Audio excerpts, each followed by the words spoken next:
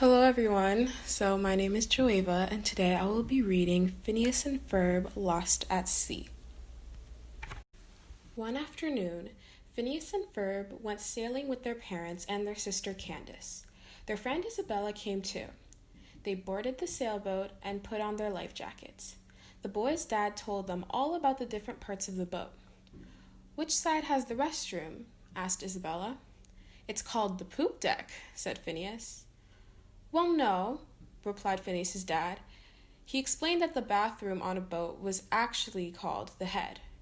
"Poop deck makes much more sense," Phineas said. A short while later, the family boat was sailing on the ocean. Phineas saw flags in the water. He asked Isabella what they meant. She checked her Fireside Girls handbook for the answer. "The blue flag means crab season," she explained. "And the yellow flag means hold the mustard." The last flag was red with a black square. "Storm warning!" cried Isabella. All of a sudden, the sky got dark. "Who turned off the sun?" Candace asked. It started to rain. Waves crashed over the ship, and lightning flashed in the sky. The sailboat was stuck in a bad storm. Before Phineas and Ferb's dad could steer the boat away, it was tossed into a large whirlpool. When the storm cleared, the boat had crashed onto a rock by an island. "Kids, are you all right?" Phineas and Ferb's dad asked. "We're fine," Phineas answered, but Candace had an octopus stuck on her head. "Hey, what gives?" she shouted. She tried to pull it off. Their dad looked at the boat, and it had a big hole on one side. "Mom and I will fix it," he said. "Candace, why don't you look for some food? And boys, you could find us some shelter. We may be here for a while." "You mean we're stranded?" Candace asked her mom and dad. "We'll be stuck here forever, eating rocks and bugs. I have to marry a monkey and have monkey kids."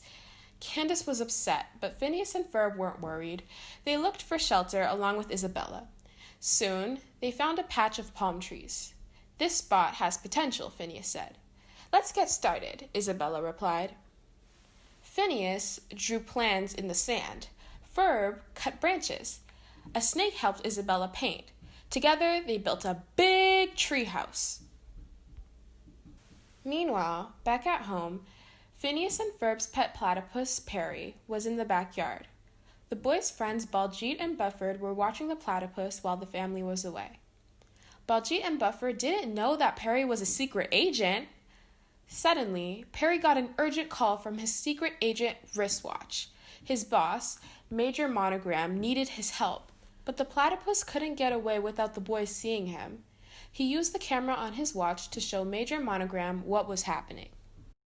There was only one choice. Major Monogram had to send Carl the intern to help Perry escape. Carl pretended to be an ice cream truck driver. He headed to where Baljeet and Bufford were watching Perry. "Oh boy, ice cream!" the friends cried. While Baljeet and Bufford ordered treats, Perry sneaked into the truck. He put on his secret agent hat. "Glad to see you back, Agent P," Carl said. Then they zoomed away. Major Monogram told Agent P that he needed to find Dr. Doofenshmirtz. The evil doctor was planning a new scheme. And he was on the same island as Phineas and Ferb. It was up to Agent P to stop him. The platypus climbed onto a jet shaped like an ice cream cone. He flew all the way to the desert island. When he reached the island, Agent P landed inside a volcano. Dr. Doofenshmirtz was there. Agent P surprised him. "Ah, Perry the platypus," Dr. Doofenshmirtz cried. "I had a trap for you, but no time." He pulled the platypus over to a movie screen he had set up. Dr. Doofenshmirtz used a film to explain his evil plan to Agent P. "Do you remember a few schemes ago when I couldn't figure out what big laundry meant?"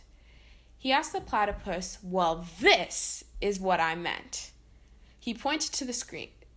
"I'm planning to provide the entire tri-state area with free laundry," he cried. By doing everyone's laundry for free, Dr. Doofenshmirtz knew that all the laundromats in the tri-state area would need to shut down. He planned to use the empty buildings to start his own schools of evil. Then he would have lots of students to help him with his schemes. I'm here on this deserted island because I get all this free monkey labor, Dr. Doofenshmirtz explained. He showed Agent P how he forced the monkeys on the island to do all the laundry for him. I control them all, he laughed. Agent P had to stop him. Meanwhile, on the other side of the island, Candace saw Phineas and Ferb's treehouse. It was huge. Can't you just be normal for one day? She yelled. All you had to do was make a little lean-to for survival. There's survival, and then there's living, exclaimed Phineas. Let us give you a quick tour. In the family room, there was a hammock and a cozy fire. In the kitchen, monkeys baked pies. In the bathroom, Ferb was giving a monkey a shower. Had to be done, he said. Candace was angry. You could have built us a bridge back to town, she cried. But Dad didn't ask us to build a bridge, said Phineas.